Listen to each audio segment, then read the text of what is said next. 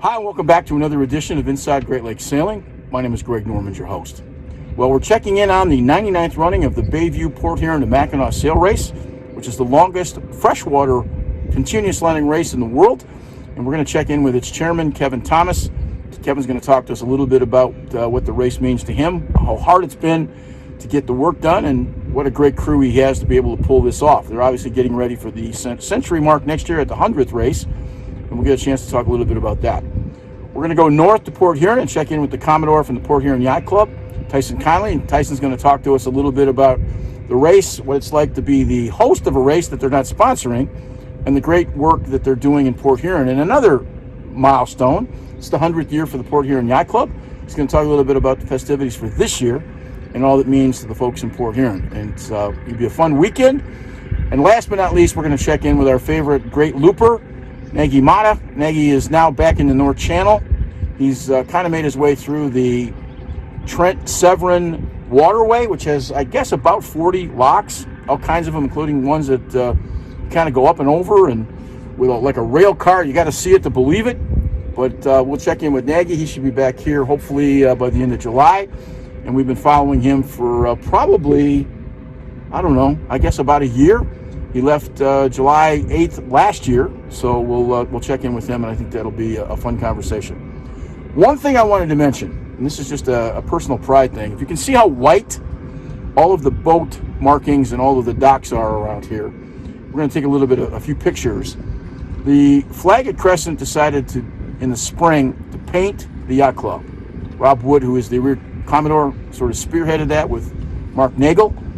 And just from a personal pride standpoint, I just want to tell them guys thank you, because it may sound like a simple thing, but it's just, you know, you've heard the old joke, putting lipstick on a pig. Well, this is the opposite of that, because it makes the club, it gives you more pride. And I know it's only paint, and it's a very specific kind of paint that goes on. It's not something you can use on the exterior of just your house or a garage. It's a pretty extensive process, but these guys deserve a lot of credit. And as you're watching some of the views and some of the looks in our B-roll here, I think you'll find it to be kind of cool. If you guys are interested in doing painting your own yacht club, you should take a look at it, because I'm telling you, people smile when people come from other places. They think we have a maintenance crew that is par excellence. So just a shout out to the guys at Crest for doing such a great job of keeping our club in good shape. And every day I come and I look at these brand new white walls, it's kind of cool. Anyway, we're going to check in with Kevin next. We'll be back in a second, so stay tuned. All right, welcome back. We're talking with Kevin Thomas, who is the chairman for the 2023 Bayview Port Huron to Mackinac race, which comes up this weekend. Your phone has to be ringing off the hook. Everybody's looking for something. I understand you're in the last stretch, but the last few days from the previous, we've had a conversation with Chris Clark in the past, another chairman. Is it as crazy as you thought it was? You know, it's starting to slow down. It's finally starting to taper off a little bit, which is nice. But no, I'd say about the last month has been pretty hectic. And in a lot of ways, it has more to do with the rating certificate process than anything else. Everyone's got to get their information into U.S. Sailing or the respective authority for getting their ratings. And so it's just hurting a lot of cattle when you get right down to it. But the good news is U.S. Sailing's been really helpful for us, and our competitors have been very responsive, and so we're on the short strokes at this point. In terms of ratings, is switching over to Lake Michigan, do you think that's helped the race a little bit? The Federation or the Lake Michigan PHRF? Well, so we're all ORC now, right? Okay. Both the Bayview Mackinac race and the Chicago Mackinac race use ORC. Yes. And U.S. Sailing's done a very good job with implementing. You know, ORC releases its rules at the start of every year. I think they came out in February. And after that point in time, it's beholden to everyone to take a look to get their boats in the configuration that makes the most sense for the various wind sets for the races, and then to get their information into U.S. Sailing. Like I said, U.S. Sailing's been great with us, and so we've been pretty happy with that so far. For the dumb guys like me, ORC is Offshore Racing Congress. Am I correct? Is that the right term? Correct. And just like, you know, any of the measurement rules over the years, you know, they take boats' pullers into consideration. They have a bit of a hidden formula that they adjust every year, and that pops out a number, and that's what you race with. And PHRF, as just compare the two, just so if you're wondering what the difference was, what's the difference between the two? Yeah, well, any rating rule like ORC is much more data driven. And the nice thing for us is you can set win conditions, you build win models that are projected for your race, and that racing system, that rating system will take that into consideration. Perf is more subjective. It's where a group of people step back and they look at the boats based on their knowledge and understanding in the local wind conditions, and they set a number to it. And the local knowledge is a nice factor, but perf has its deficits. When new boats show up, it's very difficult to rate them because you just don't have enough knowledge to make an informed decision. And at the end of the day, it also takes performance into consideration as to just the boat itself. And so there's always arguments about, well, is my boat slow because it's slow, or is it slow because of the way I sail it? And when you go to something like ORC, you don't have that problem anymore. Okay. Are you racing? I'm assuming you're racing. That was my very first request when they asked me to sign up. I'm like, I'll do it, but only if I get to go sailing. So yeah, this will be my 23rd straight on Pendragon this year, and I'm looking forward to it, as you might imagine. So maybe as you're sitting on the rail, as you're going by the starting line, that kind of you can take a deep breath at that point, which is kind of the conversation I had with Port Huron Commodore Tyson Conley yesterday. The question is, how far back are we? We're about 230 boats. Does that sound about right? Entries? For our race, we cracked over. We had over 200 boats registered this year for the Bayview Mackinac race for the first time since the pandemic. So we were pretty pleased about that, and even more so pleased since I think above 50 of those boats were either new entries for the first time or boats that had returned after at least a 1-year hiatus. So that speaks very well for the future of the race. So at least we're getting back to normal, I guess is the question here to some extent. I think we're there, to be honest with you. This is the first year where I can step back, having done it as long as I have, and so this feels just like it did before. The committee that works with you obviously does a ton of work, and I don't know how many man hours go into a race like this, but it's got to be a ton. Is being the chairman more of a delegator, or is it, do you get your hands dirty doing this? I don't think I've ever asked that question before. Is it really hands-on, or is it you're letting your subcommittees and the other volunteers do their thing? Yeah, it's a little bit of both. You lean heavily on various folks for various things. Right, I have a technical chair, Art Lavasser. I lean on him heavily for all the data-driven type stuff. I've got my PRO, Bruce Bingman. If it's anything about race management, actual starting the race, finishing the race, things of that nature, I'm going to route it through him. We've got Clark Chapin. He's my chief judge. Anything jury related is going to go through him. And then we've got Melissa Wensler, who's our day-to-day administrator of the race. So she's the nuts and bolts. I mean, we'd be truly lost without her in a lot of ways. And then finally, we've got the MRA, which is just the actual race committee as a whole. I route all my recommendations through them. And my job then is really just to make the big decisions, run them through them. And then I'm the client interface too, right? If there's a competitor who's got an issue, they come talk to me and I try to solve their problems for them and make the experience as nice for them as humanly possible. You got the big boats, you've got the 70 Santa Cruzes, you got the PT-52s. Do a lot of folks know as much as they should about the short course and more family oriented kind of a race where it's not, I'm not saying it's not as competitive, because obviously everybody that's racing is there to win, but it is one way to participate without necessarily having to be, Dennis Conner in the middle of Lake Huron kind of thing. Do you think there's enough, you think we're aware of it enough that it gets the coverage that it deserves? I think we can't promote it enough. It's a great way for people to get into the sport, like you're saying. It's a lower barrier to entry. It's less demanding from a sailing standpoint. And the good news is we do have a pretty substantial fleet. We've got, I think, 3 different classes on the shore cruising division. I think they're all above 14 boats. So that's a good clip of our fleet, but we'd obviously love to grow that more going into the 100th next year. Okay, now 99th race of the longest continuous freshwater race in the world. Is there any more activity on the 99th? Are you doing things to get ready for the 100th? Or is this pretty much like everything else? And then when you get to the 100th, that you'll deal with doing something special? No, there's a committee headed by the race chair for next year, who's Charlie Trost.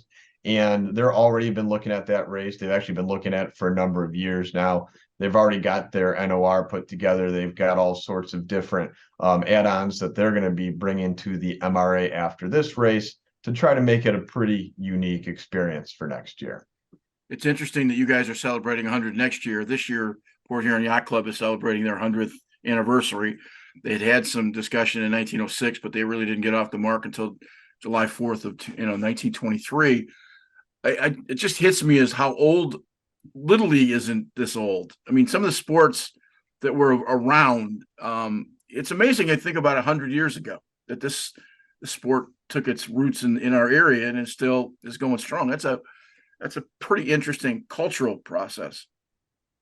Yeah, it's a pretty unique piece of history too. You know, if you dig back through the archives, you get to hear some wonderful stories from some wonderful people, and that is one of the things we're tickling around for next year, which of course has to get approved after this race. But there's been some discussion of using the original course for the 100th, which actually went up the shore. And then instead of going north of Boys Blank Island, you would go south of Boys Blank, and you would actually finish going west to east over a very similar line that we'll have for this year. So, you know, that hasn't been tacked down in rock as of yet, but it's certainly something we're looking at.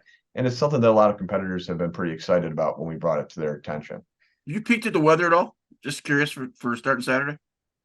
I looked at it for the first time last night, and it's looking a little bit slow. I think for us, we were projected to land there early Monday morning, but it's looking pretty light on the front end of the race and then building a little bit as you get north is what we're seeing so far. But of course, this far out, that's all subject to great change.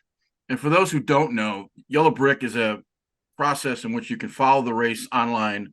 Every boat's equipped with a Yellow Brick.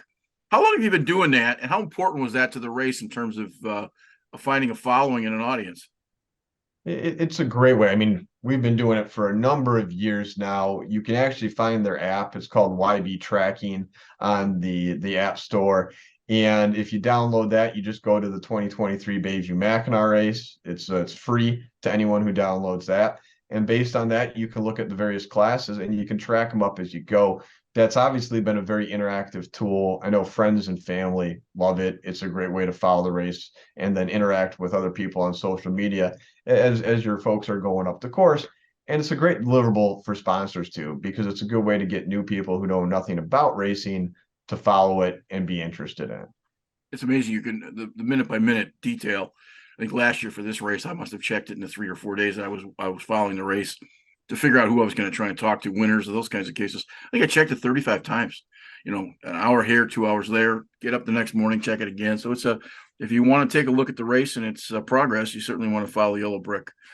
Last question: the upcoming weekend, Thursday, there is at Bayview. If you've bought T-shirts and bought apparel, there's tents. You can pick up your stuff, I believe, Thursday afternoon. Am I correct on that? Yeah, the registration is at BYC on Thursday, and then it shifts on Friday up to Port Huron Yacht Club because they are kind enough to work with us for that registration process. So yeah, there'll be all sorts of gear available and a good way to see what's going on with the race.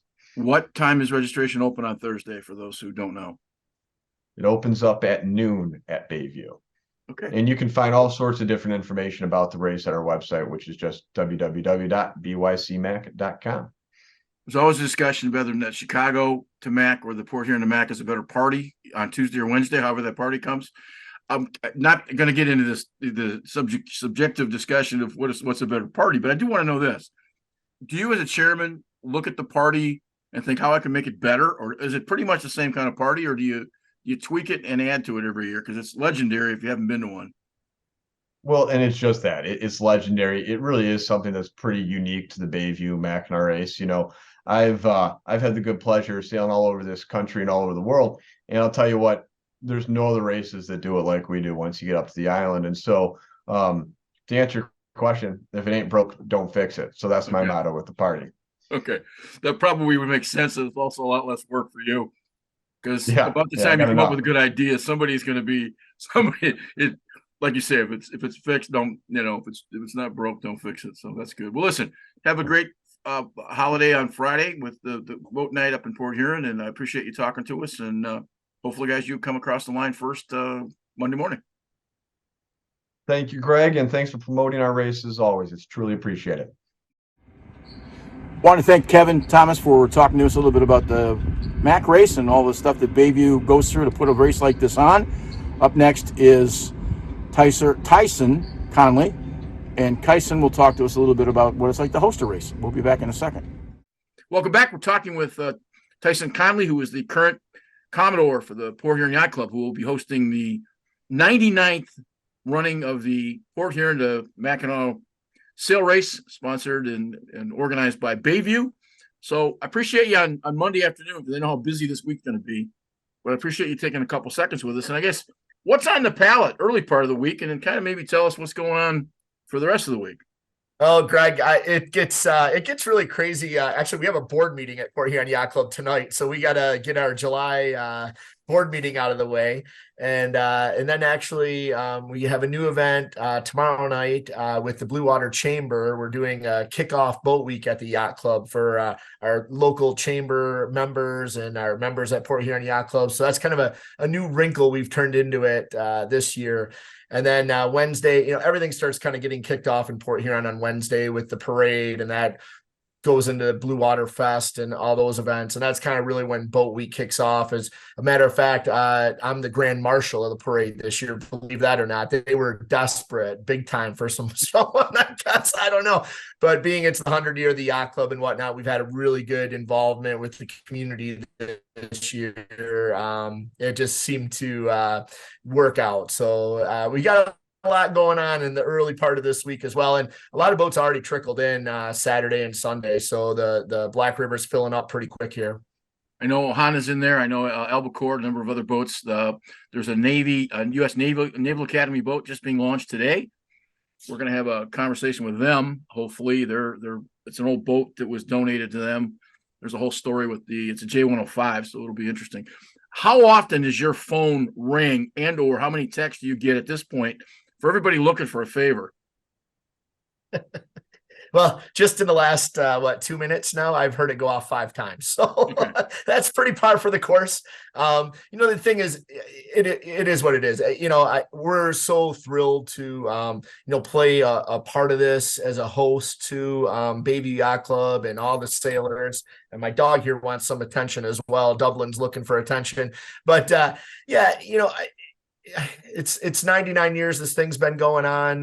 The history behind it, the club is just thrilled how we have this. We're an entirely volunteer organization, so we have a slogan where members make it happen, and literally everyone in our club steps up this week and does something to for the betterment of the race, of the community, and that's what's important. And it's just year upon year upon year. Obviously we had the hiccup with COVID and the year there that we really weren't on any kind of normalcy, and even the last 2 years have been a little bit kind of weird as well. But I feel things are just so exciting right now. This 100-year celebration that we've been embarked on has been absolutely incredible. And like you said, talking before, July 4th marked our 100th birthday. And really the Port Huron Yacht Club exists because the Mackinac race wanted to be created. We're really joined at the hip.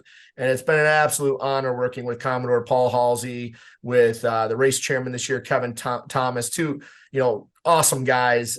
So it couldn't have been any more fluid between the clubs and, producing, an incredible race. Are you racing? Yeah. I'm going to be racing on a Thomas 35 called Rowdy. It's a boat that I've been on and off for a number of years. Did a stint with Details, Lance Smotherman on the 70, and did a 1D35 a handful of years ago. But this Thomas 35, we're going to be doing the long course, and real excited to go with the boys and do our best out there. Maybe after the fanfare and the Grand Marshal, you'd be appreciated being a rail meet on the end just to breathe a little bit on Saturday afternoon, maybe 1 o'clock, where the phone's not ringing, everybody's not coming at you. Yeah, I'll be taking the first down shift. That's for sure. Yeah, probably right up to the starting time. Yeah, you got it. Just briefly, is there a separate set of job responsibilities, knowing in your century mark at 100 years as a Commodore?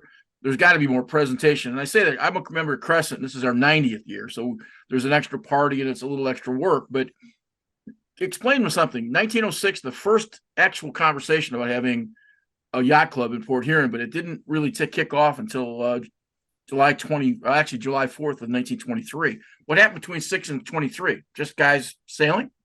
Yeah, I'm not exactly sure. We don't have a lot of documentation between that time frame. I know that on July 4th, 1923, a bunch of sailors from DRYA, from Bayview, and actually even Lake Erie Interlake Yachting Association were towed up by a towboat and did a regatta, a July 4th regatta in Port Huron, out in Lake Huron, that weekend of 1923. And at that point, at the awards, which were in the basement of the Harrington Hotel, the historic Harrington Hotel in downtown Port Huron, it was determined that there was enough interest to have a club. And the club was really the launching pad for the race. That's Bayview was looking for the launching pad to get the race going. So that's kind of how it all started. And then the club, went through some tough years during World War II, obviously. And then our location has been a little bit challenging throughout the years as well. We started at the banks of the St. Clair River, what is now Pine Grove Park.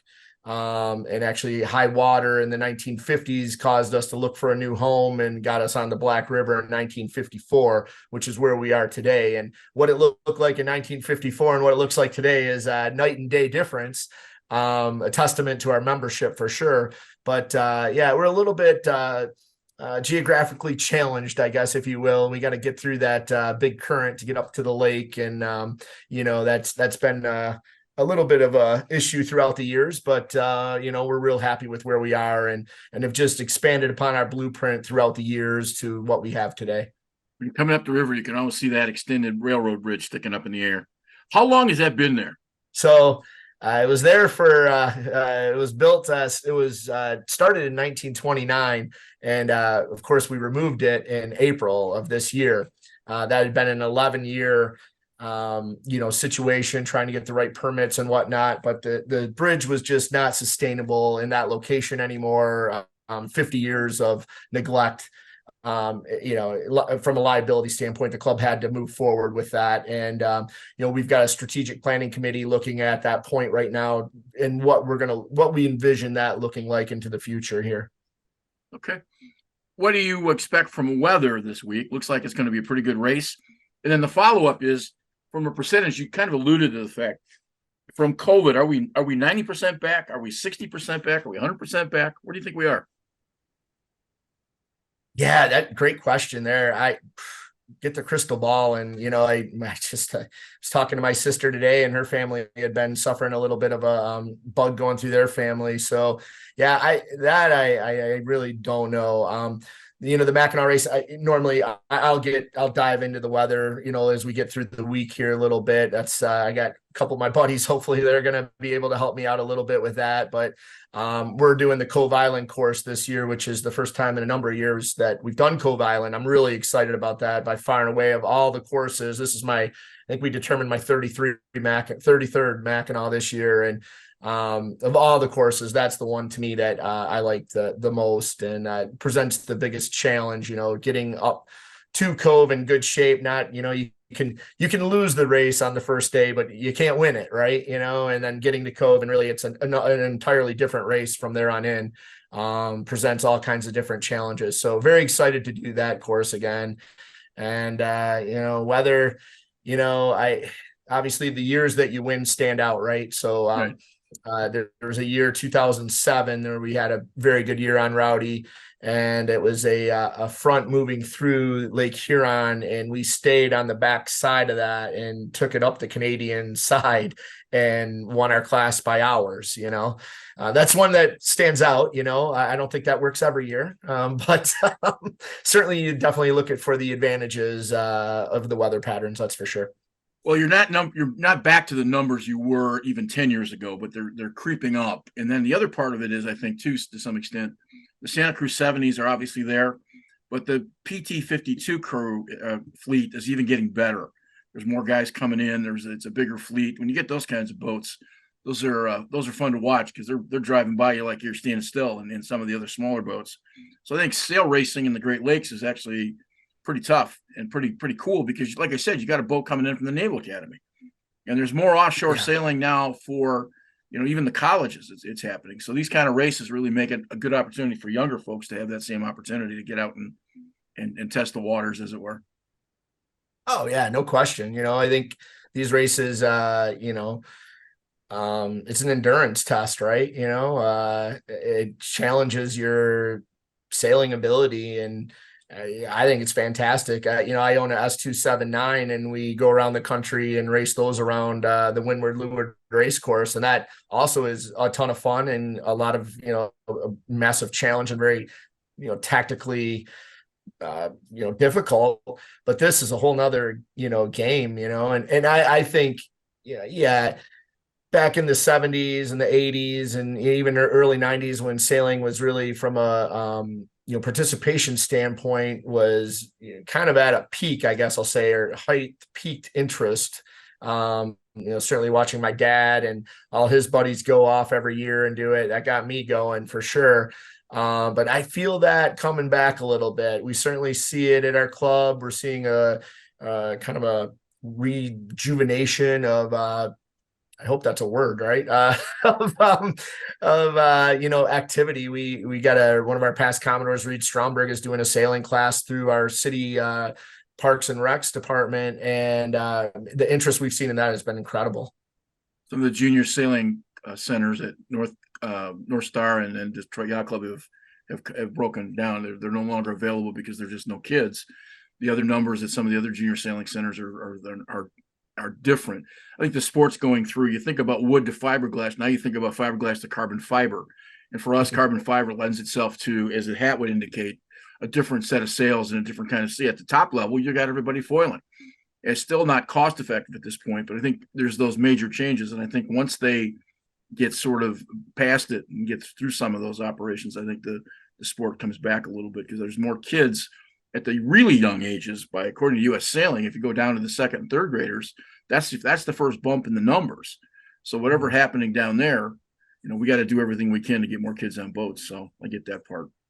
Yeah, listen, I got an Optimus Pram in my garage right now that needs some attention for my nephew. So I hear you there. You bet. Listen, I wish you the best of luck on the race. Thanks for taking a couple of seconds. And I know you're going to be busy and it'll be a fun week, but once you get a chance to get past that starting line, take a deep breath and look up. I'm sure the sun will be shining and it'll be a fun day. Yeah. Hey, Greg. Yeah. Thanks a lot. Really appreciate all you do for the sailing community, and pleasure joining you. Wanted to thank Kevin and Tyson for talking to us a little bit about the race. We will be at Boat Night Friday, and we'll bring you another show based on all the stuff going out. And then we'll certainly talk to some of the winners next week as we get back. Up next is our favorite looper, the Great Wanderer, Nagui Mata. We'll talk to Nagui in a couple seconds, and we'll be right back. Welcome back. We finally caught up about 6 weeks ago. We're catching up with our great looper, Nagui Mata. And Nagui, you are right now on your way up past Lake Ontario, working up to the waterways in, I guess would be Ontario. And it's been a while. So let's start with the last time we talked to you, because the last time we talked to you, you were headed up the Erie Canal. You were right by West Point. Yep. And now you're not. That was that was that seems like quite a while ago, but yes, I made it through the Erie Canal, made a right turn at up to Oswego, and ended up on Lake Huron, and I'm sorry, Lake Ontario. Right. My lakes. Yeah. All right. So across Lake Ontario and in Canada. All right. So a couple questions before we get into specifics. You could have made a left-hand turn and taken the southern shore of Lake Ontario and eventually into Lake Erie and come up, right? Well, that's right. But if you did that, there's Niagara Falls in the way. And okay. you can go around them through the Welland Canal, but I really wanted to see Canada. I really wanted to do the Trent Severn, which it's really beautiful, a very beautiful part of Canada. All right. No, I don't want to sound stupid, but I had no idea that you could go from the northern shore of Lake Ontario back into Lake Huron, or in this case, the North Channel. I've been to that part of the world my entire life, did not know that was available. Is that a fairly it's certainly well known to the loopers, but am I just an enigma and being this stupid, not knowing that there was that waterway there? Or is it just Yeah, it's a waterway called the Trent Severn. It starts at the city of Trent in Ontario and ends in the port of Severn on Lake Huron. And there are, I mean, there's obviously a lot of elevation changes and waterfalls, and so there's literally 45 or 44 locks that you have to go through, plus I don't know 60 some bridges or something like that. So it's quite narrow in some places. In some places, you have to you enter a canal and you got to make sure you got to broadcast that you're entering because anybody else coming the other side can't pass. So in some places it gets really quite narrow. In some places it gets beautiful lakes. So it's very scenic and very cool towns on that waterway. I don't want to be sound again. I don't want to sound ignorant, but how long has that waterway been in there? Since obviously it was put together by man to probably negotiate from what essentially is North Channel to get down into Lake Ontario with having come all the way back around. So how long has that been there? Yeah, I'm guessing the early 1900s. Okay. I don't know for sure, but it's been there quite a while because all these locks are, there's a lot of dams on there, and they use that for power generation. That's why Ontario, what do they call that electric service? They call it the hydro, Right. and just about every lock had a dam in it that would generate electricity, and so yeah, that's where they get a lot of their power from. You know, it's amazing It's when you start talking about that, it's amazing what we don't know what's in our own backyard sometimes, you know? Because I hear you. we're only 3 or 4 miles. I mean, I've been up through those towns playing hockey, and I've been around through those towns visiting and spending time ski racing in the winter at Blue Mountain. And the idea that you could come from North Channel down through to Lake Ontario is something that would have never crossed my mind that just would not have been possible. But then look, you have the Erie Canal, which connects Lake Ontario and New York City. So it's Exactly. just our own ignorance is amazing. So this trip is also educational for you. I'm learning a lot. Actually, there's quite a bit of learning in history and geography about the area and the people and the cultures. It's unbelievable some of the people you meet and the locals and will tell you, go out of their way to tell you stories about the area. Besides the Tim Hortons in every corner in some of these small Canadian villages, is there a Yeah. thread that sort of permeates between the communities as you travel through them? The one thing that really stood out for me is how friendly these little communities are. And they're really amazing people, and they're very proud people. And I could tell you, I went through there in Canada Day, which is kind of like, their 4th of July. July 1st. And July 1st, exactly. And I can't tell you how many people, how many properties, houses, docks are flying the Canadian flag. So they're very proud and very, patriotic Canadians. It's really very cool to see. And amazing people I've run into. And they're all very, I met this one guy, one Canadian who was 97 years old, and he started telling me his history and some of the things he's accomplished. It was fascinating. He actually walked down the Grand Canyon twice, and traveled to Russia and South Africa. Just amazing people I've ran into. I'm curious, is the Erie Canal commercial? And I say that with, do they cater to what traffic is on the Erie Canal? And then the follow up to it is that's also true of the Trent Severn Canal. And if that's also true, which one is more retail of the two? There's very little commercial traffic that I've seen on both of those waterways. There's the thing that stood out for me, there's quite a few tour boats and some have sleeping quarters. It's like a little cruise ship. Right. They take people through the Trent Severn and stop at little towns, and that's about the only commercial things I've seen. There's no hardly any barges, any commercial.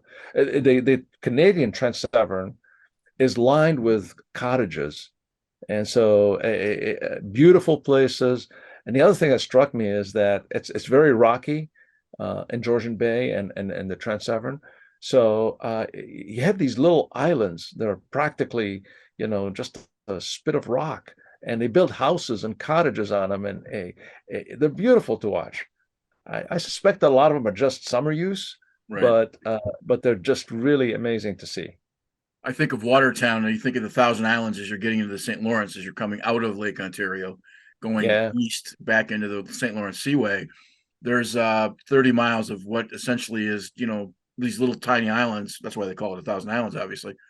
And it's amazing how beautiful those cottages are that have been built, and not small ones. Those are, to build a 4,000 square foot house on a acre and a half lot. It takes money because obviously somebody had to get across with all the equipment and all the stuff, the workers, and I guess that's very similar to where you are now. You're in Perry Sound, as we speak? Am I correct?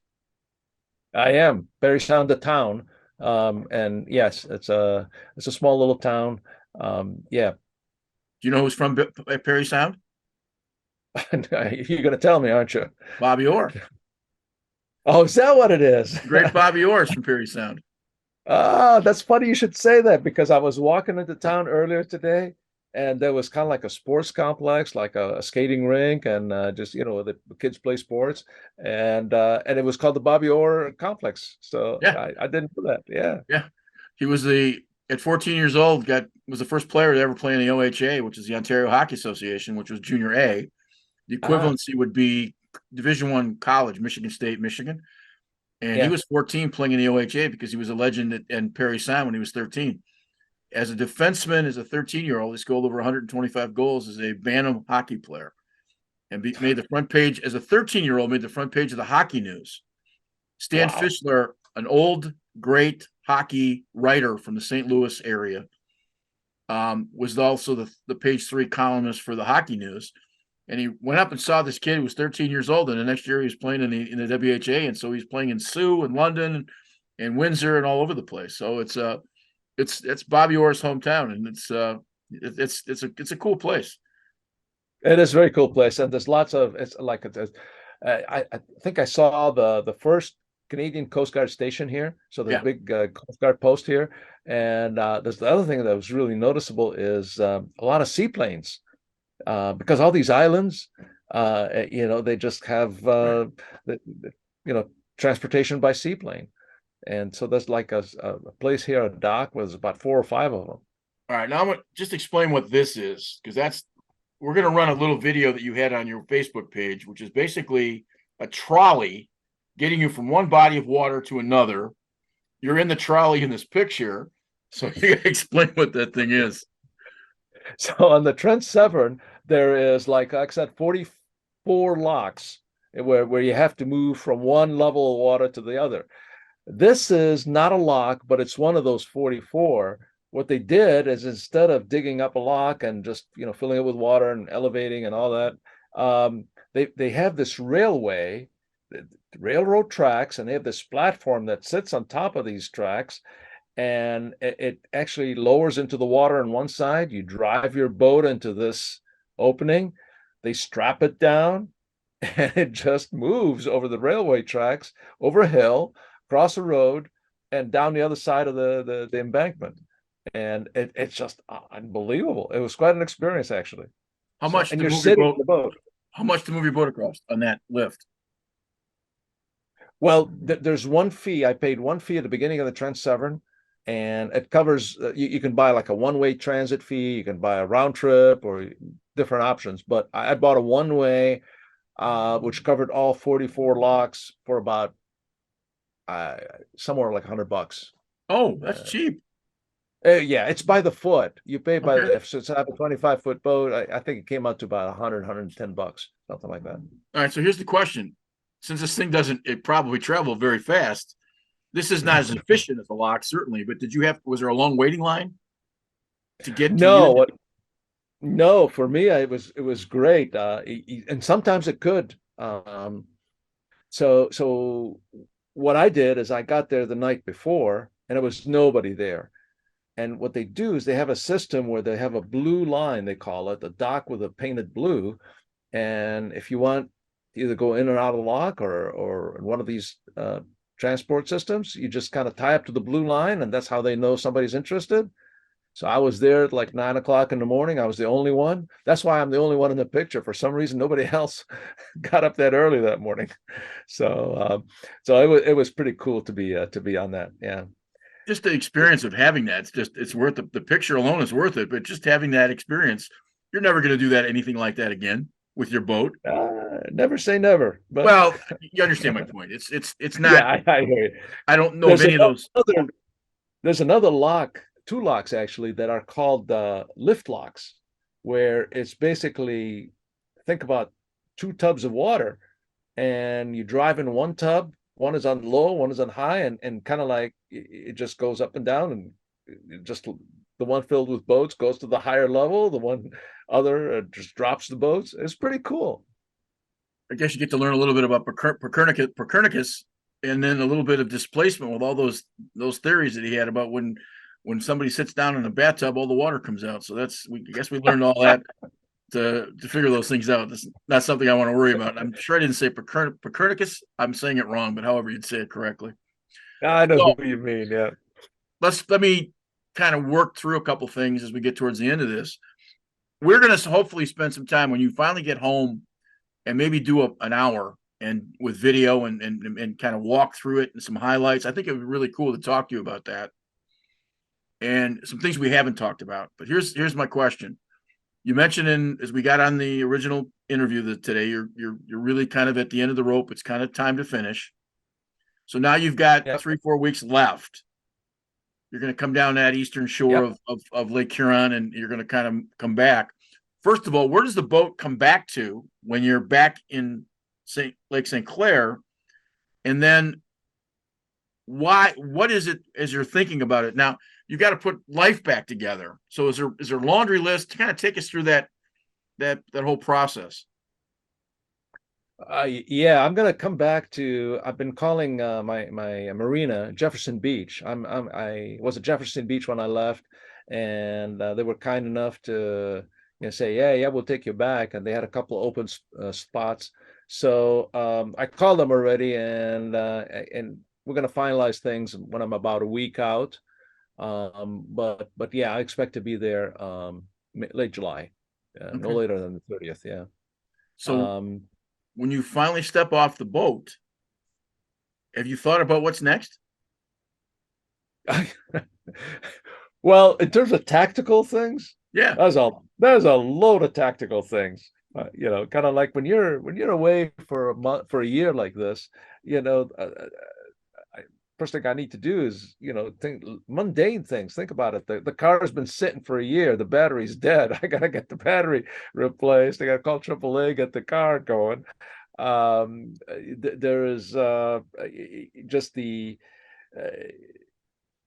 got to take care of a lot of. I haven't been to a doctor or a physical or an eye doctor or a dermatologist in about a year. So I got to take care of all those little details. All my stuff is in storage, my clothes, so I got to get out and start hauling some of that stuff out. And so yeah, there's a lot. My driver's license is expired, so there's a lot of very tactical things that I need to deal with as soon as I get home. So you have a place. Do you have an address to go to at some point when you get off the boat? I do. I'm gonna actually be moving to the east side. I'm gonna be close to Crescent. I'm gonna be in Grosse Pointe Park. Okay, well that's at least a start. I'm looking forward to that. Yeah. When you just mentioned to me a little while ago that it's time to get off the boat. How do you know? It's the same feeling for me as when I retired. Is kind of like I didn't know I was going to retire till about 3 months before I retired. It just it's time, and that's the best thing I can equate it to. Is just I've been on this, and I'm not regretting any of the time I've been on the trip, but it's just time to wrap it up. So I'm looking forward to that. You and I have some history. I sat one day for 3 hours before a double-handed race on a Monday night, agonizing over disappointing you that I didn't want to race anymore because I'd come to the conclusion that racing was not for me. There's something that I made that conclusion. And much like you want to get off your boat, I knew I didn't want to race anymore. And I was so disappointed in my brain that if I said no, that you'd be angry or disappointed. And it turned out you couldn't have been nicer. And I haven't raced since. And it was like putting it to rest. What's next? So I get that feeling dramatically. I do. I understand it better than most. And then get some time to spend with family now. You had your adventure. You get to kind of get back to normal, if there's such a thing as normal for people our age. But I get your point. I get your point. Yeah, there's a lot of routine things. I got to see the kids and the grandkids, and so it's just I gotta, I'm lined up to do race committee again on double-handed Monday night series, so I'm looking forward to doing that again. Okay. So, are you going to sell the boat or keep it? No, I'm going to keep it. I'm going to keep it for a while. Yeah, yeah. So sailing is not in is in the future, other than maybe coming out with us or something along those lines in the few weeks. In the short term, that's the plan. Is kind of like go sailing with you guys, with a lot of press and friends. All right, we have to finish this interview like we've done the last four, and right behind your head is a fishing rod, I think. Oh, it's tucked in. It looks like it's tucked inside that the curtain. Is that fair? It is. It is. Okay. That's still, the fishing pole is still there.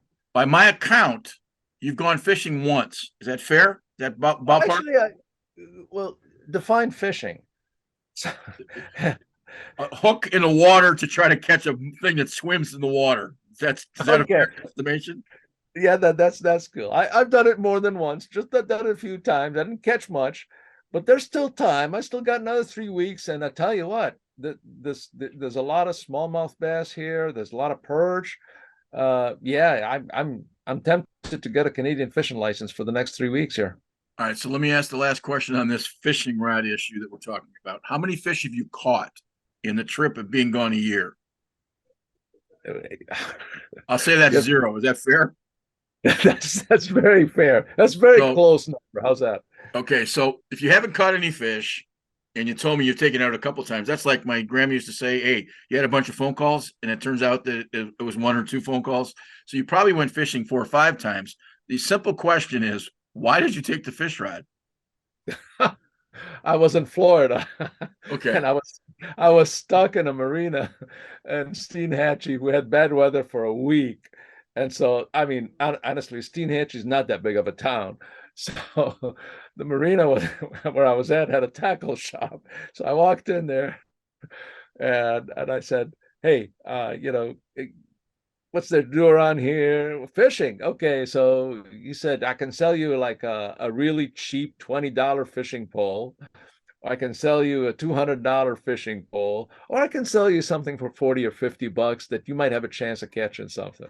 Well, that's what I went with, but it hasn't worked. This is the place also that had the glass bottom kayak, if I'm not mistaken, too, wasn't it? You're right. Good Hanging memory. from the- Yep. All right. Place, yep. So guys got a glass bottom kayak hanging from the roof, and you're buying fishing rods from them. I got some property up in the swamps up near Traverse City that when you get back, we'll have to have a conversation about. So I get that. Sounds like a good deal. Yeah. Okay. No, it's just it's been a really cool opportunity to follow you and have these conversations. I know sometimes we've been silly at the end of them, and I hope that people understand that we are friends. So we have an acquaintance. It's something like I'm interviewing somebody I don't know. And I guess sarcasm doesn't change with age. We're still being pretty sarcastic in this case. But I think the trip you have taken so far is phenomenal to be able to do the things that you've done with it. I think that's pretty cool. It's quite an adventure. It's an adventure of a lifetime. And if you're able and have the means and the skills and the experience to do something like this, it's something that to be really considered. So it's awesome. Last question. Is there anything in the last, and how long have you been gone? Have you been gone over a year or less than a year? Pretty close, right? Yeah, pretty close. I left July 15th, so it'll be, yeah. So in the 357 days you've been gone, is there anything that sticks out in your mind that is just like you would have never contemplated? Was there a situation, an anecdote? Is there something that you just would have never planned for that came up in this trip, or has it been pretty much you've been in the ballpark of knowing what to expect next? No, there's been quite a few that I did not expect, and some pretty dramatic, a couple of dramatic instances. Maybe we'll cover that in the next session. There's quite a story there. And also, but I guess the biggest takeaway, honestly, Greg, I come from a corporate culture where planning and you have to plan short-term plan, long-term plan. I knew exactly what's going to happen for the next month. And I don't know where I'm going to spend the night tomorrow night. Okay. That has been quite a change for me, to be able to be flexible and go with the flow. And what that really allows me to do is kind of experience things that I would have never been able to plan for. So that has been the biggest adjustment for me.